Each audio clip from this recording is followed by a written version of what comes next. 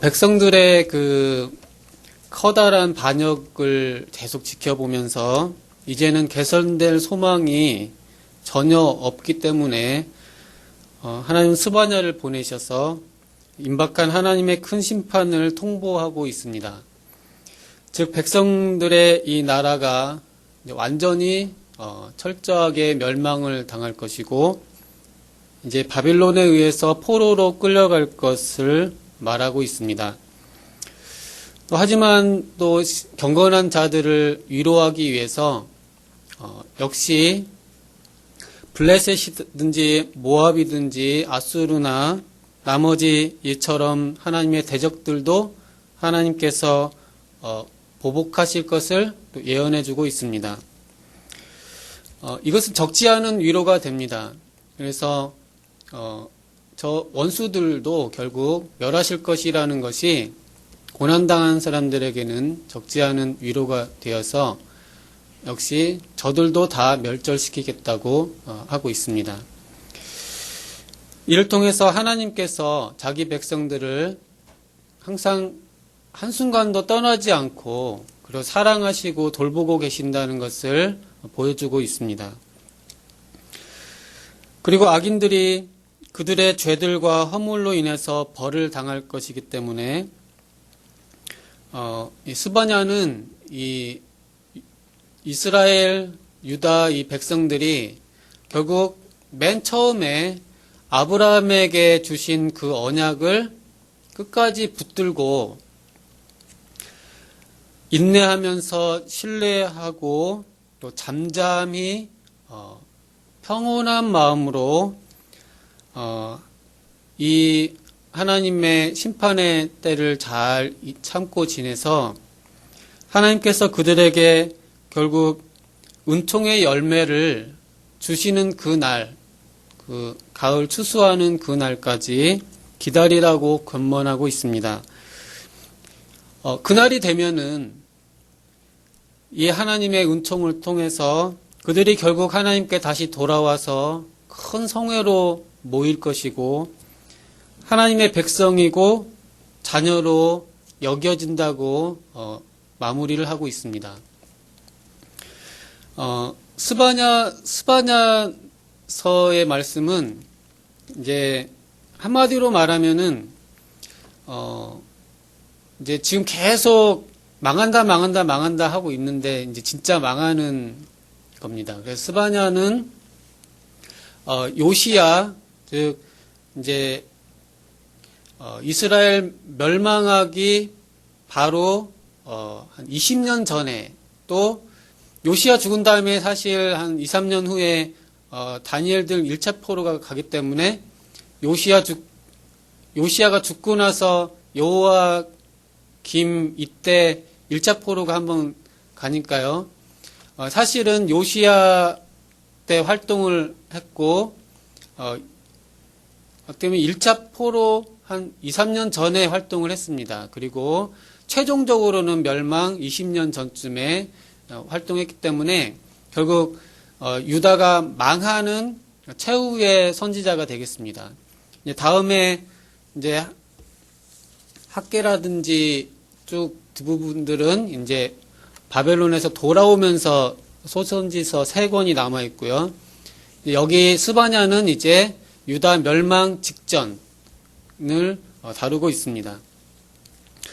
여기서 중요한 표현 중에는 사람과 짐승 진멸하고 공중의 새와 바다 고기 이런 것까지 미물 고기까지 다 죽인다고 돼 있기 때문에 쉽게 말하면 전멸이라고 할 수 있겠습니다.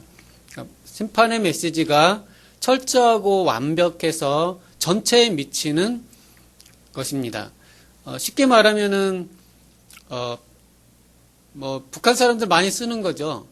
피바다 이런 거죠. 불바다 이런 거죠. 여기 성경에도 그런 표현이 나옵니다. 피바다가 된다.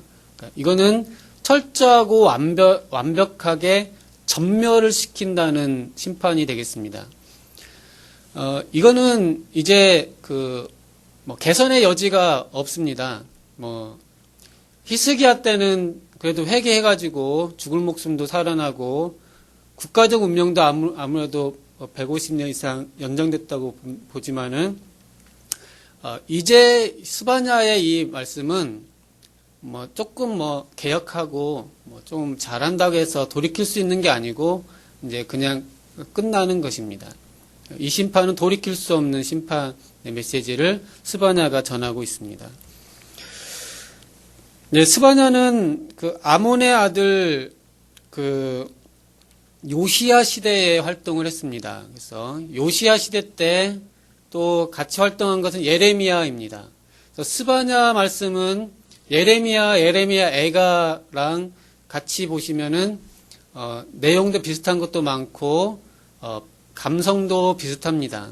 그래서 예레미야도 맨날 울면서 다니고 내 머리가 물통이 있으면 좋겠다. 그리고 여기가 수도꼭지였으면 좋겠다. 이렇게 말을 했죠. 그래서 머리 이게 계속 수도꼭지처럼 눈물이 났으면 좋겠다. 예레미야가 했듯이 스바냐도 이런 이제 거의 이제 조상 조영 목사님이 이제 상갓집을 다녀오셨지만은 이제 이거는 어떤 초상집 같은 분위기가 되겠습니다. 요시야 시대에 그렇게 활동을 했고요. 또 스바냐는 아주 독특한 선지자입니다. 왜냐면은 여기 중조, 고조까지 여기 나와 있기 때문에 제가 뭐 아버지, 할아버지 쭉 있으면은 어떤 대단한 가문이라고 했는데 스바냐는 아무튼 현손까지, 그러니까 고조까지 있으신 거 보니까 그 보통은 이게 아버지, 할아버지가 있으면은 아버지, 할아버지 때부터도 선지자 활동한 목회자 가문이라고 보통은 말을 하는데 이분들까지 다 목회자 가문이었는지는 불분명합니다. 하지만은 그래도 고조 할아버지 때부터 적어도 어떤 명망 있는 또 신앙심이 좋은 그 가문 출신인 것을 볼 수 있습니다. 그래서 스바냐는 그 요시야 시대 때 잠깐 활동을, 그러니까 에레미야는 요시야가 죽고 난 다음에 요시야 이후에 쭉 애굽에 가서 바벨론 갈 때까지 예레미야는 활동했다면은 여기서 스바냐는 요시야 시대까지만 활동했다고 합니다. 그래서 아무래도 요시야를 좀 살펴보는 것이 스바냐는 이해하는 것도 좋겠습니다. 그러니까 이 한마디로 다시 말하면은 이 유대의 처음과 끝을 그냥 전체 역사적인 개관, 즉 나라가 종결이 되는 그것을 한번 살펴보는 것이 스바냐에서는 의미가 있을 것 같습니다. 요시야 왕은 아버지가 아몬 왕입니다. 아버지가. 그리고 그 할아버지가 유명한 므낫세죠. 므낫세. 그 이사야를 장인 이사야를 이렇게 순교시켰던 므낫세죠. 므낫세가 나중에 그 한번 포로가 돼서 돌아와서 이제 회개를 합니다. 그래서 그리고 나서 이제 아들한테 아들이 그 아몬인데 아몬은 2년밖에 통치를 못합니다. 근데 아주 악한 왕이어서 부하들이 모반을 일으켜서 죽게 되고요. 그래서 이제 부하들에서 모반이 일어나서 죽으니까 이제 백성들이 요시야를 데려다가 왕으로 다시 삼아주는데 그때 나이가 8살이었습니다. 그래서 요시야가 유다 왕 중에 가장 착한 선왕으로 기록되어 있습니다. 그래서 요시야는 종교개혁을 한 왕이고 오히려 다윗이나 히스기야나 여호사밧 같은 왕들보다 전에도 솔로몬보다도 이 요시야는 전에도 없고 후에도 없는 가장 철저하게 신앙을 지킨 종교 개혁을 한 왕으로 성경에서 평가하고 기록하고 있습니다. 그래서 이 요시야라는 왕은 8살에 왕이 되었는데, 이 요시야는 그 통치한 지 18년째 되는 때에 그 나이 26쯤 되었을 때 성전을 청소하다가 율법서를 발견하죠. 율법서를 발견하고 이대로 정말 다 될 것인지 정말 우리가 많은 범죄를 했구나. 그래서 하나님의 징벌을 받게 되었구나. 이렇게 하면서 통회 자복을 하는 장면이 나오고 철저하게 이 역사를 바라보게 됩니다. 그래서 이제 요시야가 26살에 성전에서 율법을 발견하고 또 그 전에 선지자들의 이런 예언서들도 다 봤을 때 심판이 임박했다는 것을 보게 됩니다. 그래서 요시야가 이제 정말 이대로 될 것이냐 궁금해서 선지자 그것을 해석하기 위해서 쭉 찾아보다가 여선지자 훌다라는 여선지자에게 이것을 정말 이렇게 될 건지 물어보게 되죠. 그래서 훌다라는 여선지자가 이제 요시야 왕과 관련해서 등장합니다. 그래서 이 훌다라는 여선지자가 그것을 해석을 어떻게 주냐면 이대로 됩니다. 나라 망합니다. 이제 개선의 여지는 없습니다. 확실히 망합니다. 라고 훌다가 말을 해줍니다. 그러면서 하지만 요시야 당시는 그래도 통회 자복하고 회개하였기 때문에 당신 때의 나라가 바벨론 포로는 되지 않고 당신은 그 전에 평온한 죽음을 맞이할 것입니다. 그렇게 말을 해줍니다.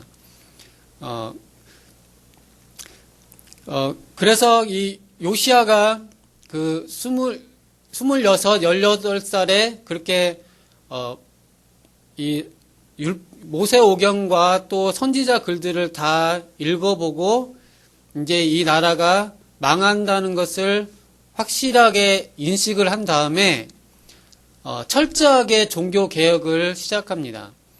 그래서 그가 그 해에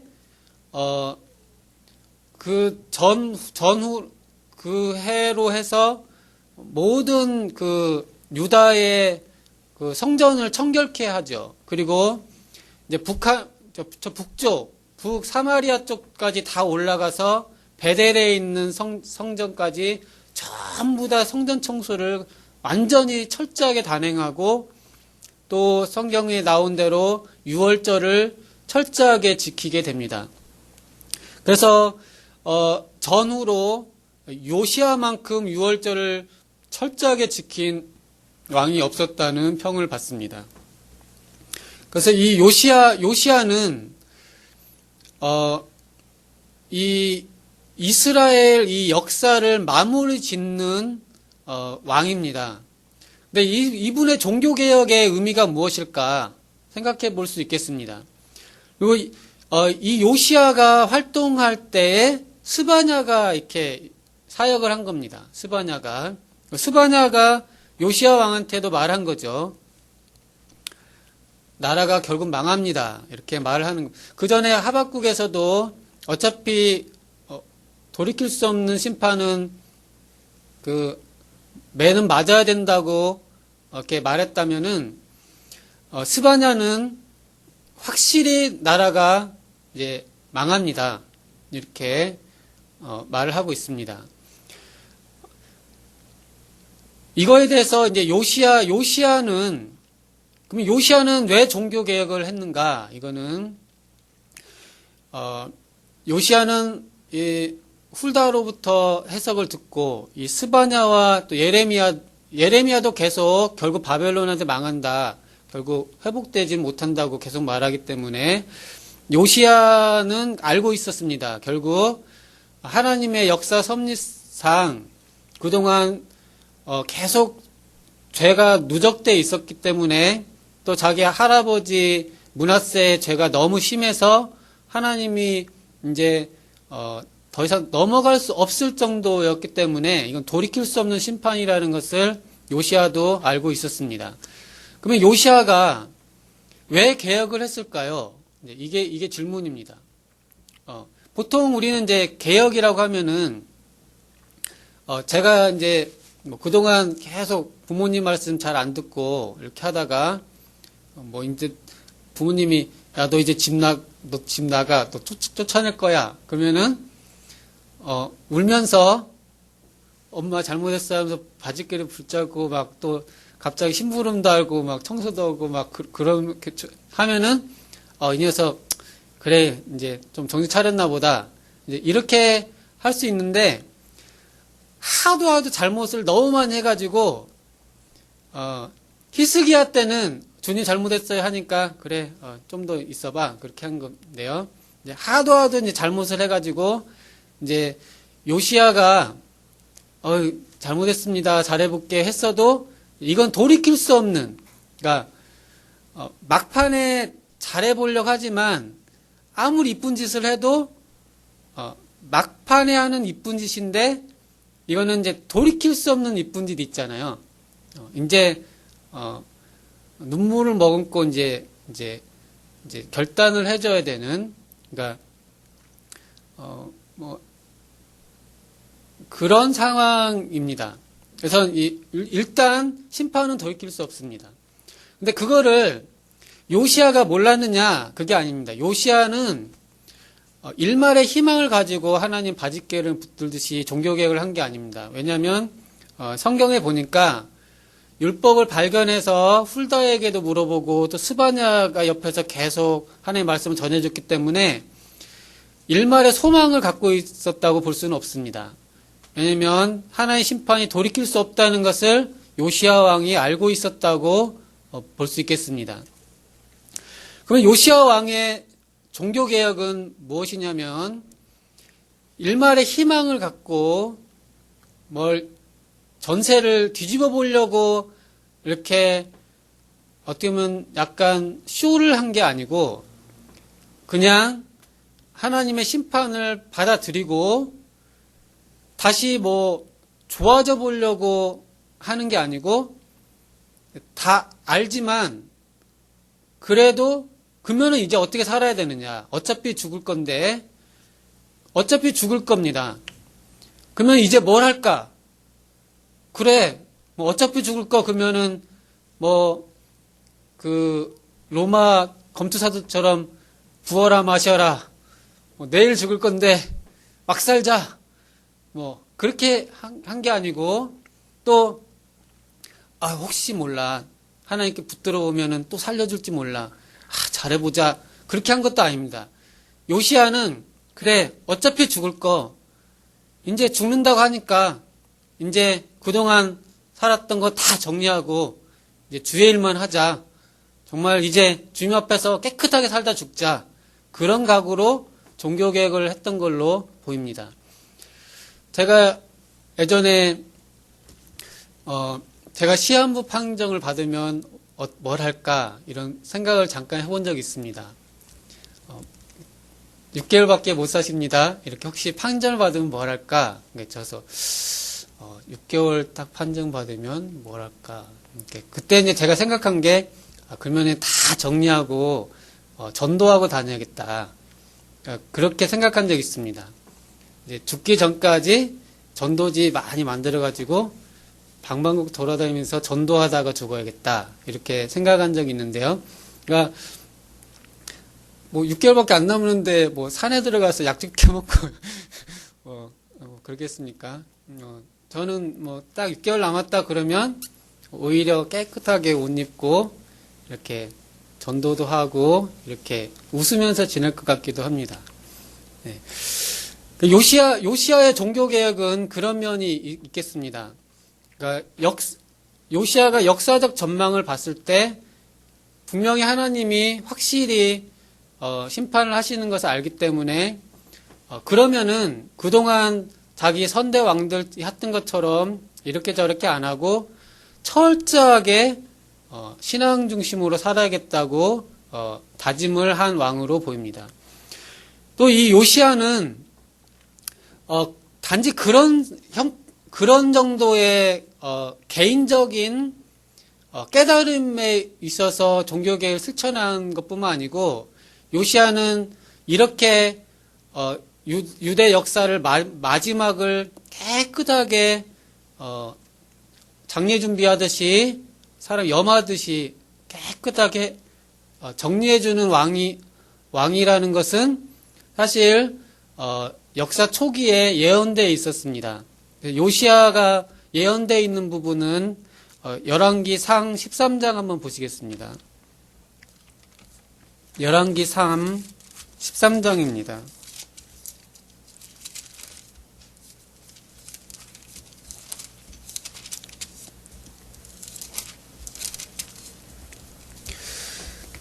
(13장에) 아주 재밌는 사건이 나옵니다. 오늘 요시야의 죽음도 다룰 건데요. 왜 이렇게 종교개혁을 한 왕이 어이없게 죽거든요. 근데 이것도 어이없지만은 이 처음 사건도 어이가 없는 면이 있어요. 이 베델의 열왕기상 13장에 보면 베델 제단에 하나님의 사람이 하나가 와서 베델 제단을 향해서 이 처음에 그 이스라엘을 완전히 타락시킨 여로보암 왕이 제사 지내고 있을 때 하나의 사람이 와서 그 나중에 어떻게 될 것을 예언을 하죠. 그때 뭐라고 되어 있습니까? 13장 2절을 한번 읽어보시겠습니다.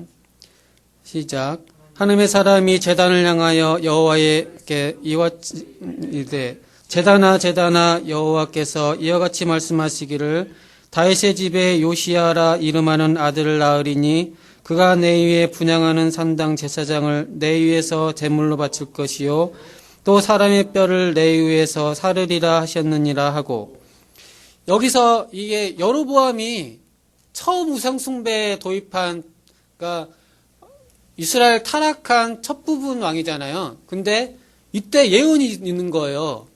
마지막에 요시야라는 왕이 나타나가지고 네가 한 이 제단을 다 청소하고 한다. 이렇게 예언이 있는 겁니다.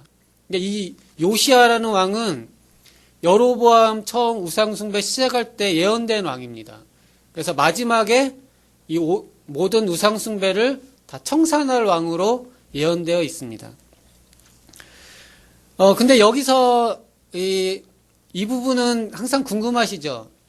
이 하나님의 사람이 이렇게 예언하고 집에 가면서 여기서 먹지도 말고 음식도 먹지 말고 이런 말씀을 받고 가는데 이 사마리아 베델의 선지자 하나가 또 있어가지고 그 말 다 듣고 과연 그러한가 해서 속임수를 피죠.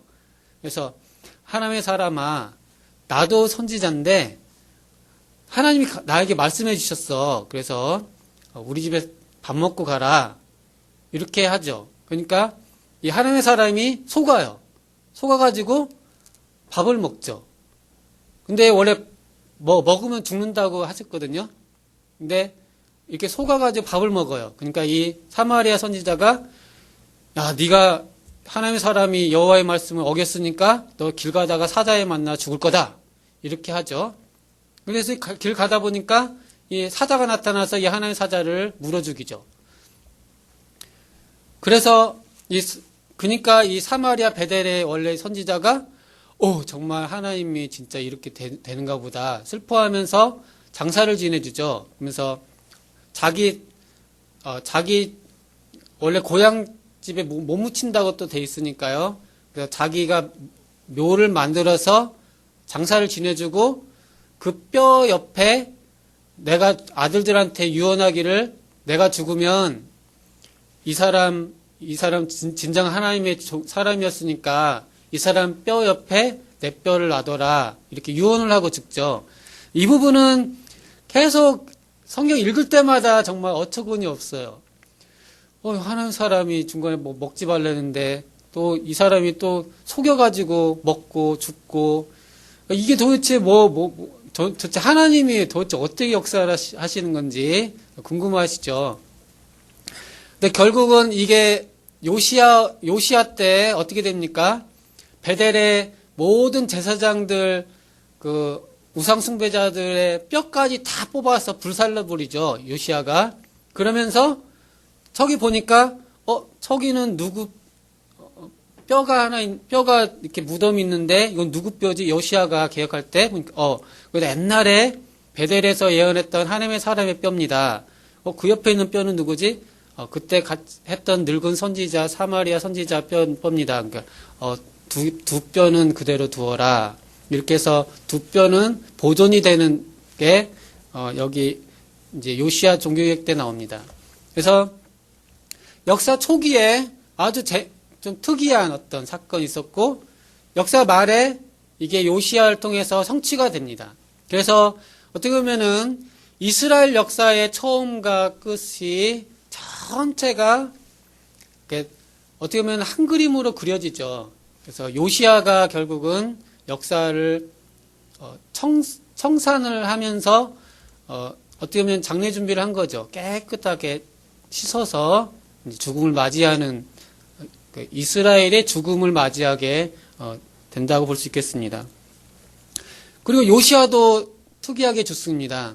그래서 아까 훌다가 말한 것처럼 당신이 바벨 멸망은 보지 않고 그 전에 죽을 것이다. 하나님이 당신에게 복을 주셔서 나라 망한 꼴 안 보고 먼저 죽을 것이다고 한 것에 응해서 그렇게 종교개혁을 잘한 요시야 왕이 갑자기 밑에 애굽 왕이 저 바벨론하고 전쟁하려고 올라오는 거예요. 느고가. 바로 느고가 애굽 왕이 올라와서 무기또라는 곳에서 저 바벨론 신흥 세력하고 붙으려고 이렇게 올라가려고 무기또에 왔어요. 그리고 아수르하고 연합해서 이렇게 하려고 올라오는데 요시야가 가만히 있어도 되잖아요.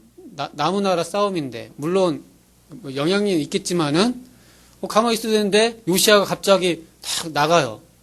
그래서 바로 느고하고 한번 붙으려고 나가요. 그러니까 느고가 그러지 말라고 우리는 지금 나 바벨론하고 싸우러 간다고 참으라고 하나님이 혹시 치실지 모르는 참으라고 그랬는데 요시야가 갑자기 그냥 사병 변장을 해요. 사병 변장을 하고 전장에 뛰어들어요. 그러니까 애굽 병사가 활을 쐈는데 요시야 탁 활에 맞아요. 그러면서 죽게 됐으니까 나 좀 해라 해서 버금마차 다시 좋은 마차에 다시 태워서 가는 도중에 이제 표현은 여러 가지 있는데 그래도 예루살렘에 도착해서 죽었다 이런 표현이 있습니다. 그래서 너무 어이없게 죽습니다. 그러니까 나이 이제 39쯤에 어이없게 죽습니다. 그걸 어떻게 설명하느냐? 그것도 아까 베델의 그 선지자 둘도 너무 어이없잖아요. 먹지 말았는데 또 속이고 먹고 해가지고 죽잖아요. 여기도 요시야도 너무 어처구니 없잖아요. 어떤 사람들은 요시야가 하나님 그때 신앙이 좀 안 좋아져서 하나님 말씀을 거역했다. 그런데 그런 것 같지는 않습니다. 또 베델의 선지자가 중간에 먹지 말았는데 하나님 뜻을 거역해서 밥 먹은 게 아니잖아요. 사실은 속은 거잖아요. 그것은 저는 이제 많은 목사님들 설교 중에 이제 이런 것들은 조금 하나님의 큰 섭리를 잘 못 보시는 것도 있는 것 같아요. 요시야가 이때 안 죽고 정말 끝까지 했으면은 유다가 망하지 않았을 거다. 이런 이야기라든지 또 그때 베델의 그 선지자가 좀 더 정신 차려서 밥을 안 먹었으면 안 죽었을 것이다. 이런 거. 네, 그런 설교들 많잖아요. 뭔가 잘못했다. 그래서 이렇게 됐다. 근데 하나님 섭리는 좀 그런 것을 조금 넘어서는 게 있습니다. 그게 그때 그거 안 했으면 안 죽었을 텐데 그때 요시야가 안 죽었으면 유다 안 망했을 텐데 역사는 좀 그 정도 수준은 아니고 상당히 큰 그림을 그려서 흘러갑니다. 이렇게 해서 이 역사가 상당히 어떻게 보면은 그래서 이 요시야의 죽음을 저는 정말 결국 결론은 무엇이냐면은 인간의 연약함이라는 결론을 내볼 수 있겠습니다. 소선지서 유다 이제 멸망까지는 결론은 결국은 인간은 연약합니다. 또 모세도 결국 죽는 장면들 볼 때도 결국 하나님의 역사는 사람의 역사가 아니고 또 인간들의 율법 준수, 또 인간들의 개혁, 얼마나 개혁하면 살았느냐, 그것에 의해서 역사가 좌우되는 게 아니고 결국 인간은 연약하고 인간은 실패할 수밖에 없다는 것이 역사의 교훈이라고 볼 수 있겠습니다.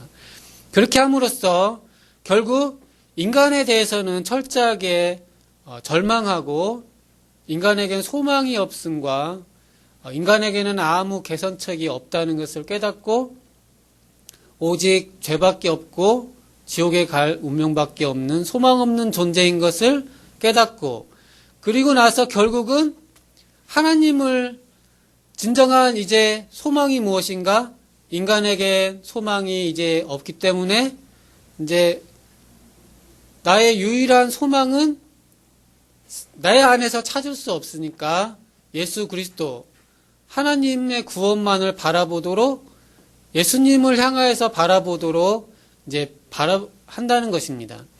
스바냐에서도 결국 인간은 철저하게 죽고 내 육신은 완전히 죽고 인간에 대해서는 철저하게 절망하고 나에게는 아무 소망이 없는 것을 시인을 하고 이제 나의 구원, 나의 주 하나님을 바라보도록 이렇게 말하고 있습니다.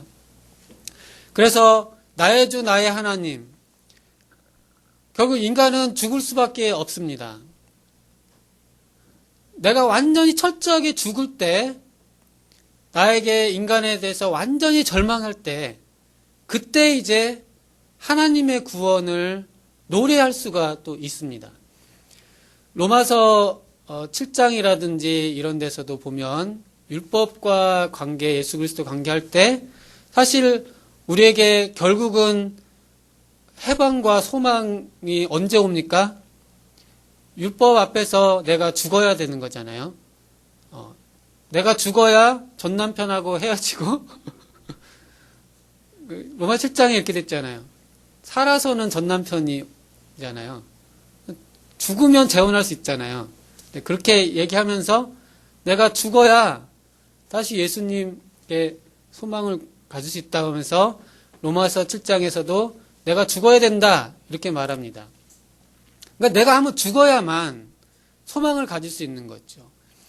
그래서 스바냐는 결국은 우리가 육신으로는 죽을 것입니다. 하지만 스바냐가 말하고 있는 것은 그래도 하나님의 사랑은 변함이 없다는 것입니다. 하나님은 너희 안에 계속 계실 것이고 하나님의 사랑을 의심하지 마라. 하나님이 너와 함께 하신다. 이 모든 과정을 지나서 그러니까 하나님의 사랑이 변치 않다는 거 그리고 인간이 완전히 죽고 하나님께만 소망을 두라고 말을 합니다. 그래서 이제 사실 이제 오늘로서 이제 소선지서에서의 어떻게 보면 이제 유다는 이제 장례를 치르는 거죠. 근데 저희도 결국은 죽어야 다시 사는 거니까요. 저희도 육신의 삶은 장사를 치러야 예수 그리스도 십자가 안에서 새로운 부활을 체험하기 때문에 이 진정한 소망. 제가 이제 아까 목사님이 뭐 불교는 그래도 마음이 평온하고 뭐 그런 이야기. 또 주변에 보니까 사람들이 재밌게 살려고 많이 노력을 하잖아요. 근데 그때 재밌게 사시는데 제가 보면은 별로 재미없는 것 같아요. 사람들이 별로 이렇게 좀 조금 재밌게 놀러 다니다가도 진짜 재밌냐면은 별로 재미없어 뭐 그런 것 같아요. 사는 표정들이 그래요. 별로 맨날 놀고 술도 마시고 밥도 먹고 놀러 다니는데 진짜 속 깊은 데서 별로 재미없는 것 같아요. 근데 이제 저희는 진짜 기쁨이 뭔지 알잖아요. 진짜 속에서부터 그 왜 그런가 했더니 우리는 한번 죽었잖아요. 한번 죽어본 사람이 진짜 기쁨을 알거든요. 그러니까 이게 바닥을 쳐보고 지옥을 한번 맛본 사람이 천국을 아는 거잖아요. 이게 그러니까 한번 죽은 사람이 진짜 생명의 기쁨을 아는 것처럼 세상 사람들은 아직 덜 죽어가지고 대충 놀고 덜 재밌고, 저희는 확실히 한번 죽으니까 확실히 진짜 천국을 우리는 맛보잖아요. 그래서 죽어야 산다, 그런 거. 그래서 스바냐는 마무리를 노래로 마치고 있습니다. 노래 한번 불러보실까요? 3장 17절 가지고 한번 곡조로 해서 한번 불러보겠습니다. 3장 17절 노래로 한번 맞춰보겠습니다. 너희 하나님 여호와가 너희 가운데 계시니. 3장 17절입니다. 한번 해보겠습니다. 너의 하나님 여호와가 너의 가운데 계시니 그는 구원을 베푸실 전능자시라. 그가 너로 인하여 기쁨을 이기지 못하시며 너를 잠잠히 사랑하시며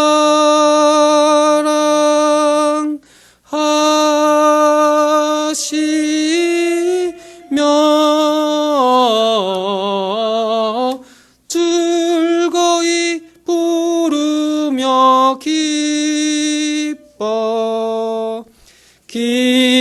기뻐하시리라. 아멘.